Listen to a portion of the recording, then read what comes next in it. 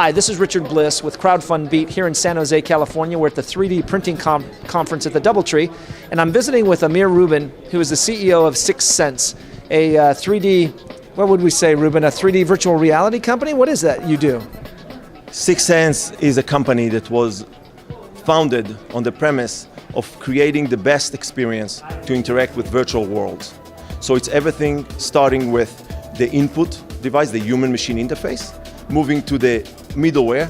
What we developed is the in-motion engine. It's an engine that enables you to develop applications for motion input devices with minimal risk at a very high speed, and then applications that make the experience of using the full hardware and software package best and better than anything else before. Specifically, a Make VR application that make it possible for anyone to do 3D printing, to model for 3D printing. Okay, so let's talk about that real quick, because we're actually here to talk about your crowdfunding strategy. But what you're talking about is you're describing a virtual reality experience, and now you're going to tell me how that translates to the physical world of 3D printing. So help me understand that. Okay, so let's start with the most basic experience that is required to interact in the real world to create any kind of an object. You need to have an experience where you use your hands into reaching to materials, whether it's clay or Lego. You might want to use Lego blocks to create something, or you might want to use clay to create something. We wanted to create that immersive, intuitive experience in virtual reality, in the virtual world, in the digital media space. So what we've done, we created all the pieces that were missing. The first piece that was missing is the one on Kickstarter right now, is what we refer to as the STEM system. The STEM system is the best way to interact with digital media. And it comes down to the fact that it's 5 full 6 degrees of freedom motion controllers, meaning any move you make, X, Y, and Z, and the 3 orientation, pitch, yaw, and roll, is translated to the digital space. So if you are holding virtual hand in the digital space, it's just an extension of your own hands. If it's your feet, it's an extension of your own feet. And if you have one on your waist, one of our STEM systems, STEM on your waist, automatically your whole body and your whole self is in the virtual world. And that for us was a good start. Okay, so let's talk about your crowd, because you've got all kinds of other components here, but you launched a crowdfunding project on Kickstarter as of the recording just a couple of days ago, right? We launched it on Thursday. And today is? And today, we are on Wednesday. We are 5 days later, and with an amazing support from the community, we are over double of our goal. We started with a goal of $250,000, expected it to take over, at least 3 weeks to 4 weeks to get there, got all prepared for that. And then within the first day, the community pushed us over our goal. And by the time we woke up the next morning, we were almost double. So today we are over double, and now we are working on providing additional features with all sorts of stretch goals that we planned for further down the road, because the community deserves it. They gave us so much support, both developer community and the enthusiast community, both the virtual reality community and many, many other industries that are coming in, from hobbyists to training companies and education. People are coming to us from every angle and saying how amazing things they can do with this technology. And we are going to work very hard to deliver on that. So let's talk about what's happened, because it caught you off guard, right? Caught us off guard completely. Okay, so you launched your Kickstarter campaign to raise funds for this particular component of what your company does, Sixense. How long has Sixense been around as a company? Sixense was founded in 2007. I founded the company with what I consider to be my mentor. His name is Avi Arad. Avi Arad used to be the CEO from Marvel Comics, and he's still one of the lead producers in Hollywood.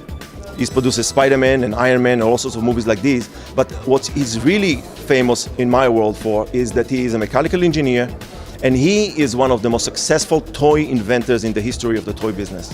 And together with him, since 1985, or 86 specifically when I met him, we have been trying to bring toys together with virtual worlds. I always been the virtual world guy, the digital world, the digital media space, and he's been the physical guy. And today, we have, especially now when we are moving into 3D printing, and we are enabling anyone to create models that can easily be printed without any need for complicated applications and too much money being spent, we feel that our dream is coming together. So 5, 6 years you've been doing this, 7 years, and now you do this Kickstarter campaign to raise funds. And one of the differences is, most of the listeners will know that there's no equity being given up when you do this Kickstarter campaign. This $500,000 that you've already raised, and it's on track now, I did the research, to $1.2 to $2 million when your campaign's over. There's no equity being given up. This wasn't angel investment. This wasn't equity funding, a series of funding. What led you to this point to turn to Kickstarter to actually look at raising money? And obviously you were surprised by it, but what kind of guided you as a company? Because most people think of crowdfunding and Kickstarter particularly as individuals, but you as a company pursued this strategy. What was the thought there? So it all starts from the reason that we even went about making our own product as a Sixense branded product. It started from the fact that for years we took our hardware technology, our motion tracking technology, and licensed it to big OEMs, to big companies that took it and under their brand released it. You have a company like Razer, the peripheral company that created the Razer Hydra, powered by Sixense motion tracking technology. You have companies like Namco Bandai. You have a few other companies that are using our technology for different reasons. It comes down to what made me take the risk of becoming a consumer company. The risk is inventories, everything to do with every aspect of owning hardware, developing hardware, manufacturing hardware, and shipping and marketing it. It is a very, very big undertaking. The community is the one that drove us into it. They saw what we did with Razer, and they came back and said, Razer Hydra is the best way currently that we can use virtual reality. You know, for the Oculus Rift, every developer and consumer said the Oculus Rift needs an input device that is more intuitive than mouse and keyboard and dual analog controller. And we went with that and said, okay, what do you want? We went to shows from Game Developer Conference and others. What is missing in the Hydra? So the first thing they said, it needs to be wireless because we want to turn around and it cannot be wired.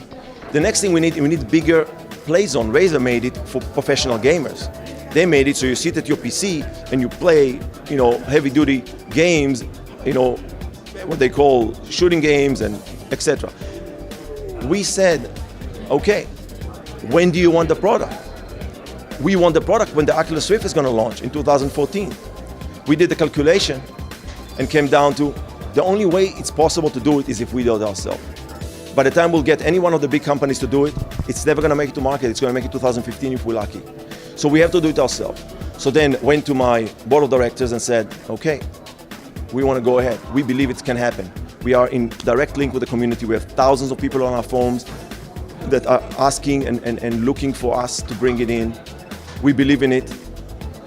And the response was, okay, how are you going to bring it out? And the answer was, without a doubt, our community, the people we live with, is in the Kickstarter community.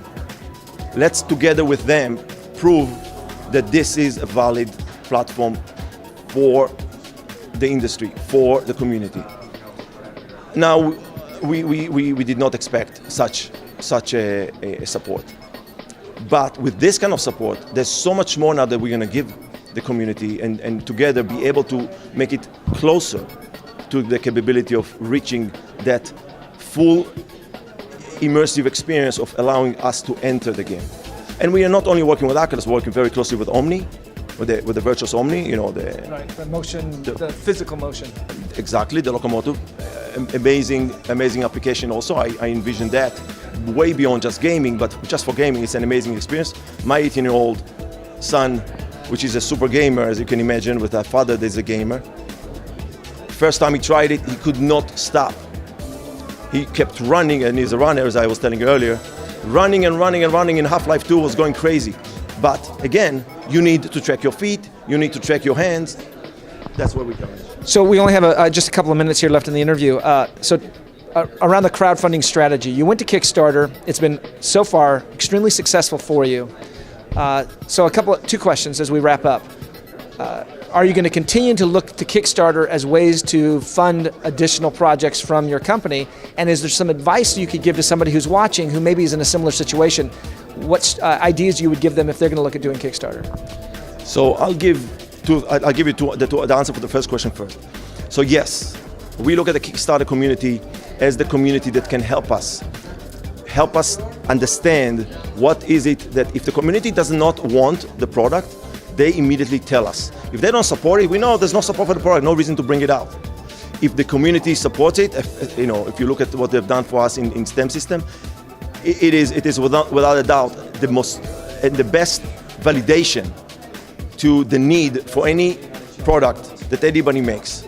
And again, the Kickstarter itself, the platform is so efficient.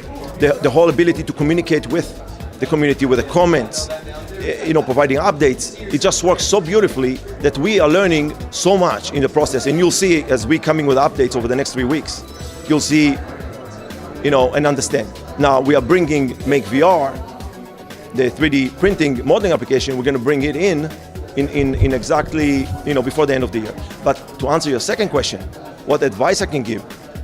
I can give you the most important advice I can share, and that's about the mistakes we made. The biggest mistake that we made is we did not prepare for success.